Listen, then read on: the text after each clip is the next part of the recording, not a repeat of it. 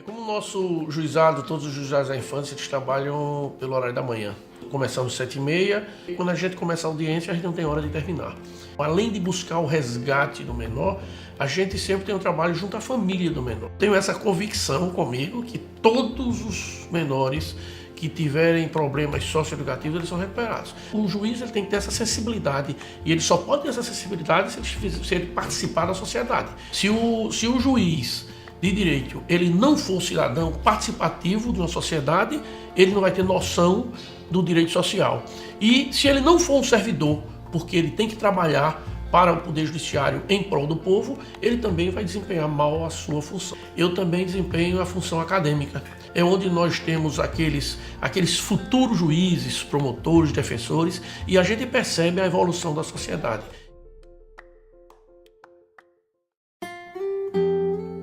Brinde seu sonho com excelência. Brinde com Taça de Cristal Buffet. Em Maceió, Rua Natalício Lins Medeiros, número 29, bairro Murilópolis. E em Arapiraca, Rua Boa Vista, 883A Centro. Telefone 996684120. Taça de Cristal Buffet. Será uma honra fazer parte do seu sonho. Há mais de um século, esta marca vem crescendo. Crescendo, salvando gente, crescendo, vivendo solidariedade. Crescendo, na guerra e na paz. Esta cruz é um símbolo, é a Cruz Vermelha de Alagoas. Ajude-a a crescer mais e mais e mais e ligue para crescer com ela.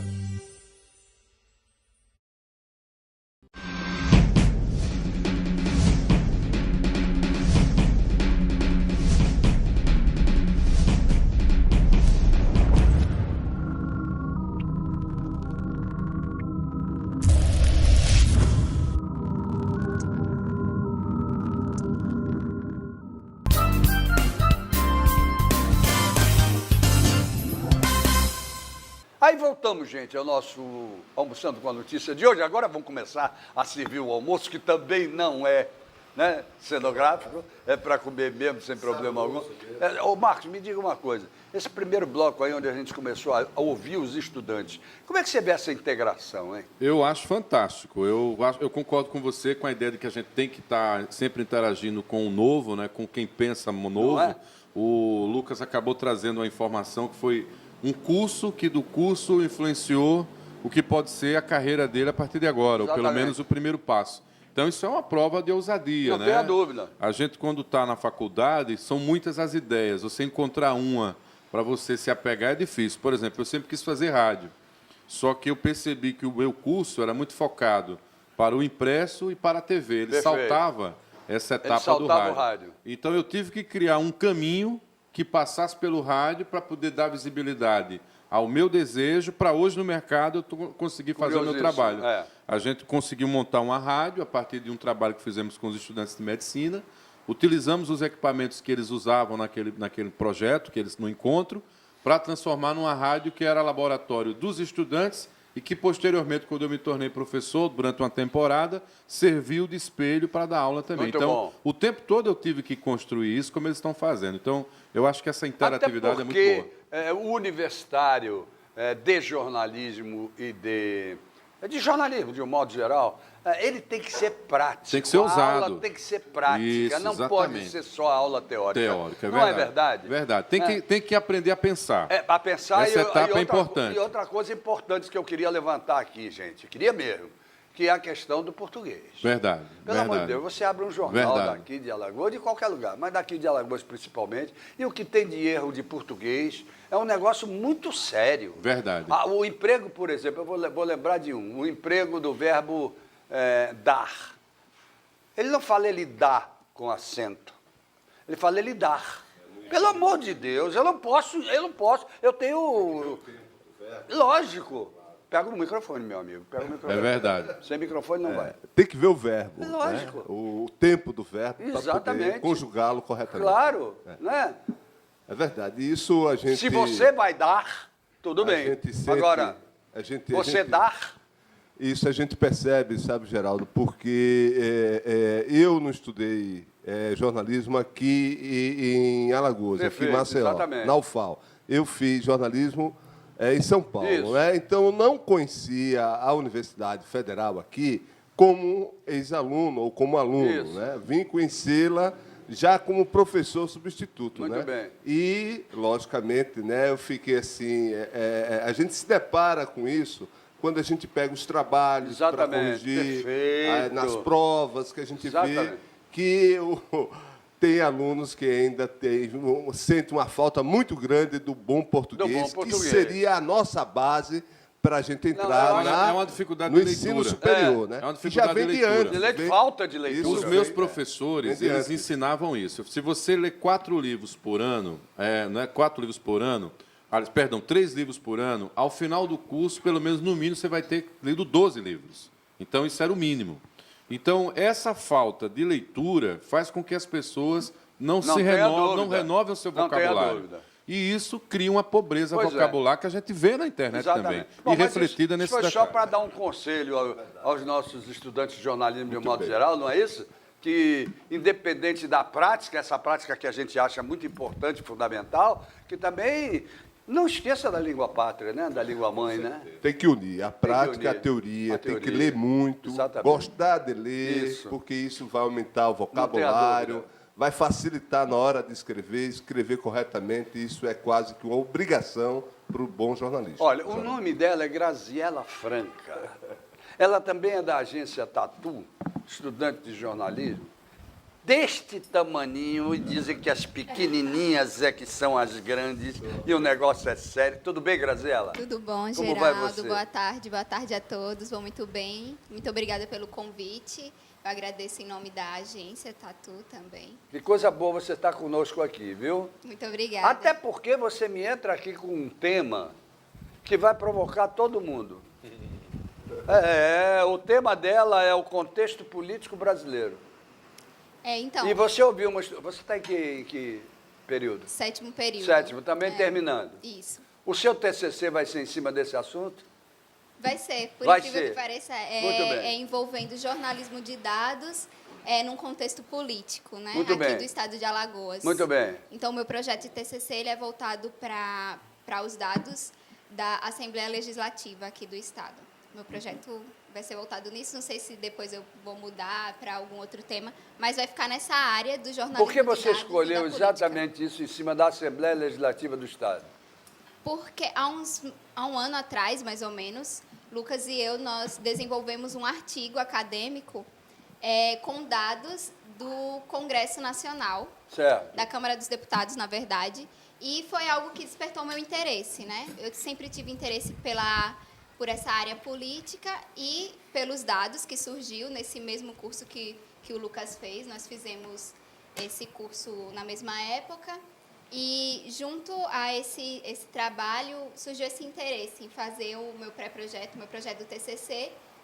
Olha, não falando mexa disso. com o microfone, não, deixa assim. Isso. Certo.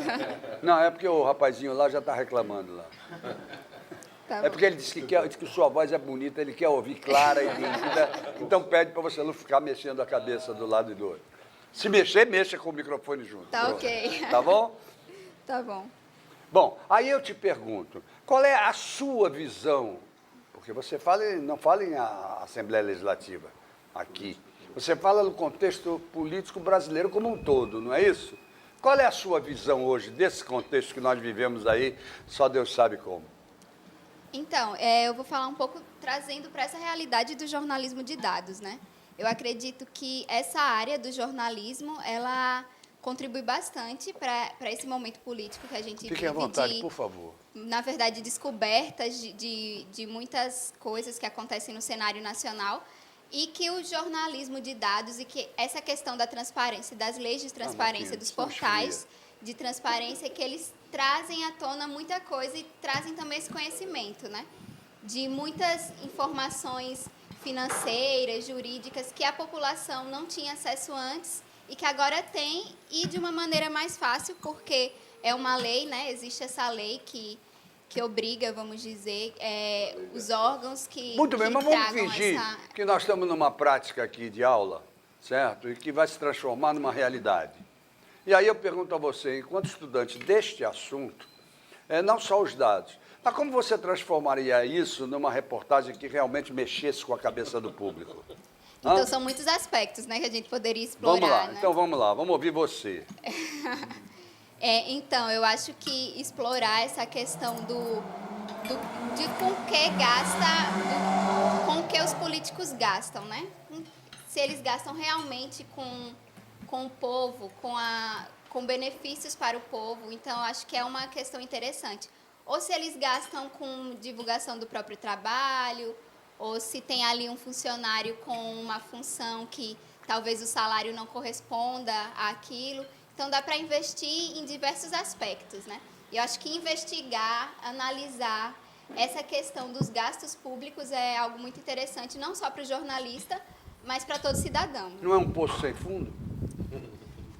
Pode ser, mas é bem interessante, tem muitos aspectos a serem explorados. O Tiago Ávila quer entrar nessa história. Sem dúvida. A Graziela tocou num tema espetacular. Eu acho que ela já deve ter ouvido falar de um projeto muito importante, Geraldo, que é chamado Operação Serenata de Amor. Ou seja, o que é isso? Na verdade, um grupo de pesquisadores, jornalistas, cientistas de computação criaram um projeto baseado numa ferramenta computacional que ela fica analisando exatamente os dados abertos sobre as verbas de gabinete dos deputados federais. E esse projeto já descobriu, primeiramente, muita aplicação do dinheiro público em coisas que não deveriam ser aplicadas, por exemplo, compra de preservativos, gasto de R$800 em 13... Não, mas aí é controle da 13 natalidade. aí é interpretações, né? Compra de cerveja, coisas do tipo. Mas o fato é que os dados abertos permitem hoje que a atuação do agente público e do poder público esteja sob escrutínio o tempo todo, e isso, obviamente, que também gera pauta jornalística. Claro. Eu confesso que fico curioso em saber o que é que a Graziela vai, talvez, identificar aí nesse estudo da Assembleia Legislativa, e eu não me restringo somente a Alagoas, porque o que é que acontece? Somente os órgãos públicos estavam acostumados à era pré-lei de acesso à informação, onde não havia essa transparência toda, e muitas vezes não havia um cuidado com a aplicação do gasto público. Só que agora essa chave mudou, e, sem sombra de dúvida, quem não aplicava o recurso público da forma que tem que ser aplicado vai ter que dar esclarecimentos, e a imprensa tem um papel fundamental nisso. Eu não sei se é verdadeiro ou não, mas por acaso hoje eu li que um deputado federal está custando 3,5 milhões, mais ou menos, ao ano ao erário público. É isso? Se não tiver na lista... Ó, o microfone. Se não tiver na lista da Odebrecht. Né? Não, aí é outra história. Não, eu estou falando em Porque coisas se diretas. tiver, o custo deve ser, com certeza, bem maior do que isso. É um negócio muito sério, né? É muito sério. E isso acontece no âmbito federal, estadual e municipal. Muito bem. Nós temos prefeitos aqui, Geraldo, que de município do interior de Alagoas, município, por sinal, muito pobre, cujo salário do prefeito é maior do que o salário do prefeito de São Paulo, da capital do país, do estado de São Paulo, né, que é uma metrópole, né, e com muito mais demandas do que uma cidadezinha no interior de Alagoas, que o prefeito tem um salário maior do que o prefeito de São Paulo. É verdade. Aqui, não é brincadeira. Quem for computar os dados que os meninos aqui da agência Tatu perseguem, vão perceber isso aí, porque é facilmente identificável, porque está nos anais dos municípios, e ele vai ver quanto cada prefeito de cada município recebe, e tem alguns municípios aqui de Alagoas que pagam ao prefeito salários maiores do que o prefeito de São Paulo, né, a capital do estado de São Paulo, recebe atualmente. Geraldo, Fala, Lucas, isso é importante, você foi tocado aí. Eu só quero comentar que nesse trabalho que eu fiz com a Graziela, que a gente analisou o que foi que os deputados federais daqui de Alagoas e do Brasil inteiro utilizaram da verba indenizatória. Por exemplo, a gente conseguiu identificar algumas coisas bem interessantes. Que teve um deputado federal daqui, do estado, que ele, num dia só, utilizou, eu acho que foi 8 passagens de ida e volta para Brasília. Então, ele conseguiu. Aqui em Alagoas não tem nem 8 voos disponíveis para ir para Brasília. Você está mal informado. A NASA botou um posto em Brasília, está vindo de foguete. Então, a partir desses dados, a gente conseguiu identificar essas coisas e outras pistas, né? Por exemplo, gastaram com gasolina o que dava para ir durante o mês, o que dava para ir para Brasília e de volta, tipo 30 viagens, entendeu? Então, será que eles consumiram de fato aquela gasolina toda ali?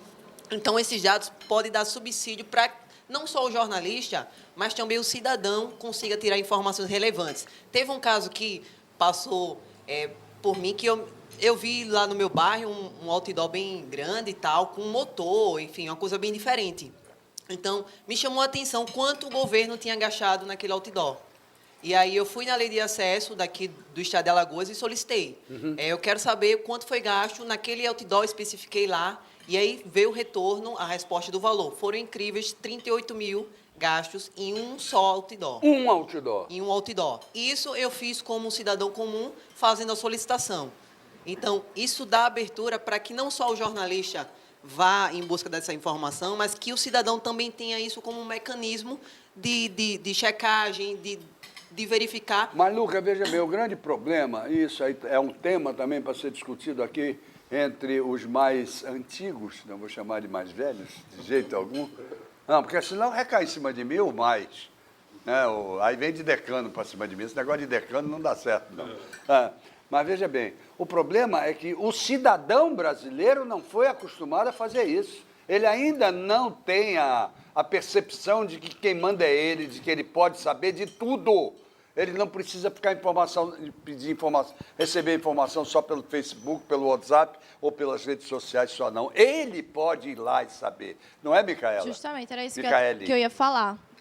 A gente até tem um questionamento na academia, que a gente está numa sociedade da informação, que a gente tem muita informação disponível, mas, ao mesmo tempo, será que é uma sociedade do conhecimento? Será que essas informações elas estão sendo absorvidas pelas pessoas e as pessoas estão interessadas em conhecer o que é que essas informações representam? Porque, assim, para o Lucas, ele estava já habituado mais com essa questão dos dados, já sabia como funcionava o portal.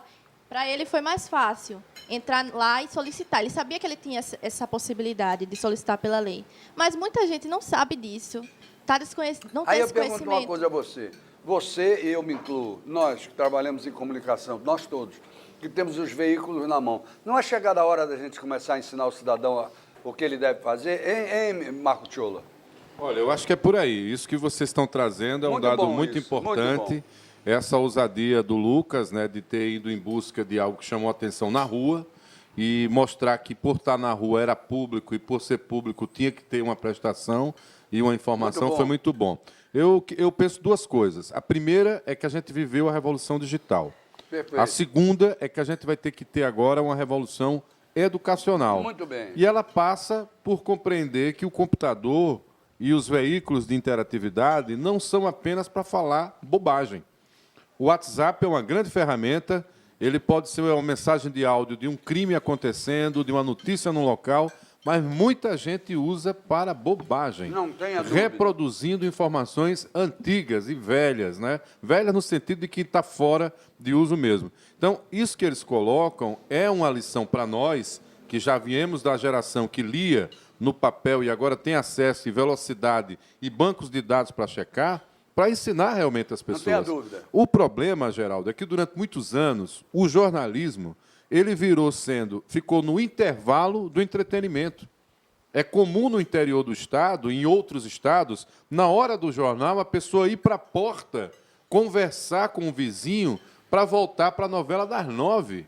E a novela passou a ocupar um espaço maior do que o jornalismo. Verdade. Quando veio a Revolução Digital, esse mesmo público que educou os filhos a não ter consumo de informação com qualidade é o mesmo público que hoje lança a mão das redes sociais para reproduzir informações falsas, mentirosas e muitas vezes idiota. Então está na nossa hora. As pessoas, eu não vou fazer cultural. propaganda dessa casa de confinamento, porque eu acho uma idiotice, mas completou tantos anos, né, 17 anos, fazendo um mesmo formato. As pessoas, de acordo com os números, que eu também não sei se são verdadeiros, porque não tem auditoria, não tem portal da transparência, mas me disseram que 2 milhões de pessoas pegaram um telefone para votar. Esse mesmo 2 milhões de pessoas não são os mesmos que acessam os grandes veículos de informação, Claro que não. nem as agências de bancos de dados. Se você for no site do governo estadual e federal, talvez o federal seja um pouco mais, tem um volume de acesso de 500 mil. 500 mil, às vezes, por mês, em 6 meses, em um semestre.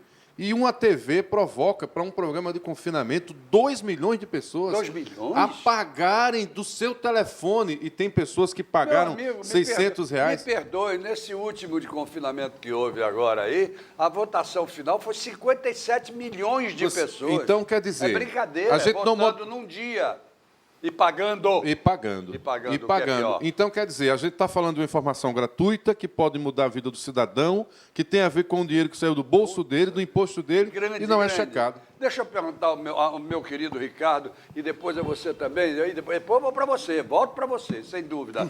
Que país é este? É quase o país do faz de conta, né? Faz de conta. Da enganação, né? Do Pinóquio, né? O sujeito Exatamente. rouba, desvia dinheiro, fica comprovado, provas robustas, né? Tudo vem à tona, as delações, os detalhes, as comprovações, os extratos, o dinheiro na conta, tudo. Mas o cara ele não assume que errou, nem que participou de falcatrua nenhuma. Ele nega. Aí eu pergunto a você, meu Deus, se eu ainda tivesse com uma outra televisão na mão, porque eu vou fazer uma proposta agora aqui, fantástica.